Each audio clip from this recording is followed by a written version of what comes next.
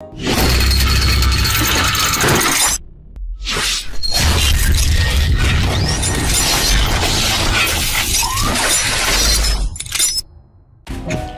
दोस्तों, मैं आपकी दोस्त सविता रानी एजुकेटर आज आपको भाग्य की कहानी सुनाने जा रही हूँ।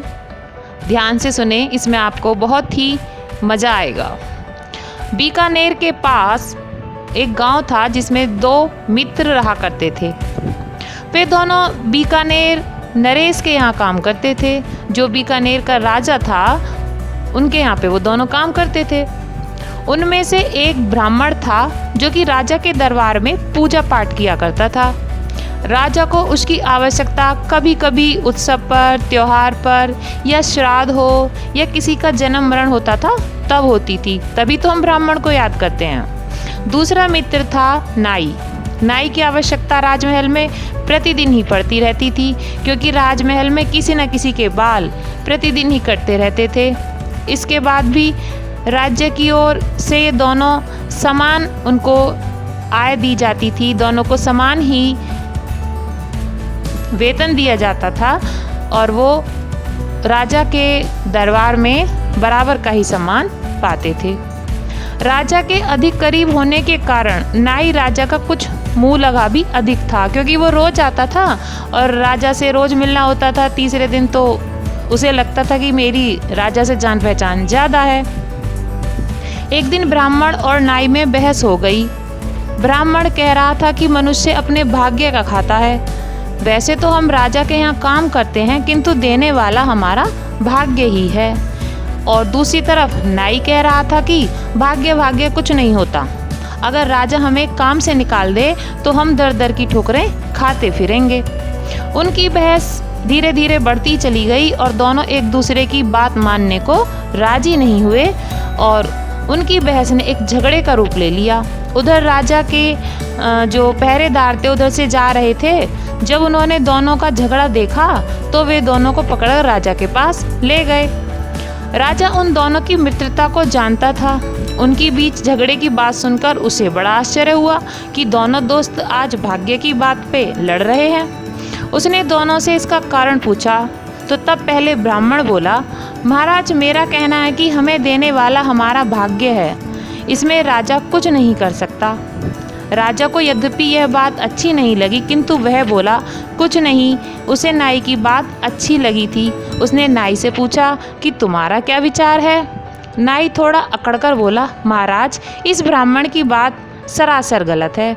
यदि आप इसे काम से निकाल दें तो हम तो भूखे ही मर जाएंगे। मेरे विचार से हमें देने वाले आप हैं, ना कि हमारा भाग्य। इस तरह जो नाई था वो राजा की चापलूसी कर रहा था। उसकी बात सुनकर राजा के मन में बड़ा प्रसन्न हुआ, किंतु इस बात को भी उसने सबके सामने जाहिर नहीं होने दिया, क्योंकि उसमें उसका अभिमान दिखाई देता। यद्यपि राजा को नाई की बात पसंद आई, किंतु अपनी व्यक्तिगत राय के आधार पर तो राजा कोई फैसला नहीं कर सकता था। अतः उसे एक तरकीब सूझी। उसने उन दोनों को अगले दिन दरबार में आने के लिए कहा। अगले दिन ब्राह्मण और नाई सुबह ही दरबार में पहुंच गए कि देखें दोनों में से किसकी बात को राजा सहमति देते हैं। लेकिन राजा ने अपनी योजना के अनुसार पहले नाई को अपने पास बुलाया और उसे एक सेर चावल, घी और एक बड़ा सा कुम्हड़ा यानी कि काशी फल दिया, कद्दू। उसके बाद उसने नाई से कहा कि वह नदी किनारे जाकर भोजन पकाए और शाम को आकर मिले। नाई अपना सामान लेकर चला गया। अपने साथ एक सेर चावल, घी और एक कद्दू लेकर चला गया। उसके बाद राजा ने ब्राह्मण को अपने पास बुलाया। उसे दाल, चावल और घी देकर यही बात कही कि तुम इसे नदी के किनारे जाओ और इसे पकाकर खाओ और शाम को आकर मुझसे मिलना। लेकिन उन्होंने ये भी कहा कि नाई से दूर हटकर भोजन पकाना तुम। ब्राह्मण भी अपना सामान लेकर दाल, चावल और घी नदी पर पहुंच गया और वो नाई से दूर हटकर एक स्थान पर अपना भोजन बनाने की तैयारी करने लगा। नाई ने अपना सामान देखकर सोचा, न जाने क्या सोचकर राजा ने मुझे ये कद्दू दे दिया है। कद्दू खाकर तो मेरा पेट वैसे भी खराब हो जाता है। जबकि ब्राह्मण तो अक्सर शादी ब्याह में जाता रहता है और वो काशी फल की सब्जी उसे पसंद भी है, उसे इसे खाने की आदत भी है। चलो, राजा को क्या इसके बारे में पता चल रहा है? ऐसा ना करूं कि इस कद्दू को ब्राह्मण को दे दूं। अगर कुछ और होगा तो काशी फल के बदले ले लूँगा। यह सोचकर वह काशी फल लेकर ब्राह्मण के पास पहुंचा और उससे पूछा कि राजा ने तुम्हें क्या दिया है? ब्राह्मण ने बताया कि राजा ने मुझे दाल चावल दिए हैं। तो नाई ने उनसे कहा कि तुम ये काशी फल ले लो कद्दू को और मुझे दाल चावल दे दो, क्योंकि मुझे कद्दू खाकर पेट खराब हो जाता है और तुम्हें तो काशी फल बहुत पसंद है, क्यों ना तुम इसे बना के खा लो। अब काशी फल की सब्जी ब्राह्मण को पसंद पहले से ही थी। उसने खुशी खुशी दाल नाई से ले ली और जो काशी फल था वो उसे दे दिया। नाई भी दाल को लेकर खुशी खुशी वहाँ से चला गया। नाई ने दाल चावल खाए और शाम की प्रतीक्षा में सो गया। इधर ब्राह्मण ने जैसी ही सब्जी बनाने के लिए जो काशी फल था उसको काटा तो उसकी आंखें फटी की फटी रह गईं। उस काशी फल के अंदर हीरे मोती मणिक भरे हुए थे। राजा ने बड़े ही सफाई से उस कद्दू के टुकड़े करके उन्हें उसके अंदर रखवा दिया था। अब ब्राह्मण ने सारे हीरे मोती और जो माणिक थे अपने धोती में बांधे और आधे कद्दू की जो सब्जी बनाई और आधे को संभाल कर रख दिया। शाम को दोनों दरबार में पहुँचे। सबसे पहले राजा ने नाई से पूछा, तुमने क्या खाया?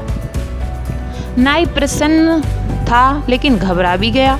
उसने सोचा राजा को कैसे पता चला कि उसने जो काशी फल था वो ब्राह्मण को दे दिया था और दाल ब्राह्मण से ले ली थी। अतः उसने सोचा भलाई इसी में है कि सच बता दिया जाए।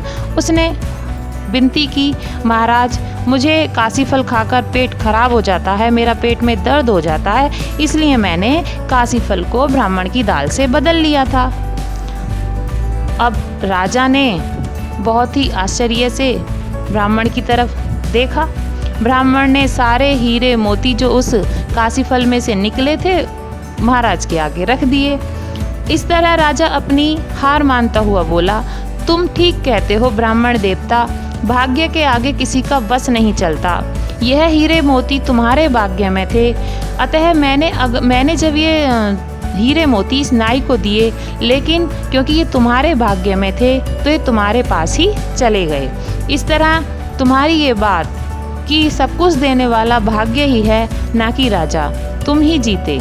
इसके बाद राजा ने सारे हीरे मोती ब्राह्मण को ही दे दिए और नाई को भी सच्चाई का पता चल गया और इस तरह जो दोनों मित्रों की थी लड़ाई वो भी ख़त्म हो गई और खुशी खुशी वहाँ से चले गए। तो दोस्तों, हमें कभी भी अपनी चापलूसी से किसी को प्रसन्न करने की कोशिश नहीं करनी चाहिए। हम अक्सर सोचते हैं कि अगर हम किसी से मीठी मीठी बातें कर देंगे तो वो हमारे पक्ष में हो जाएगा, लेकिन ऐसा नहीं होता है। हमें उतना ही मिलता है जितना हमारे भाग्य में होता है। धन्यवाद।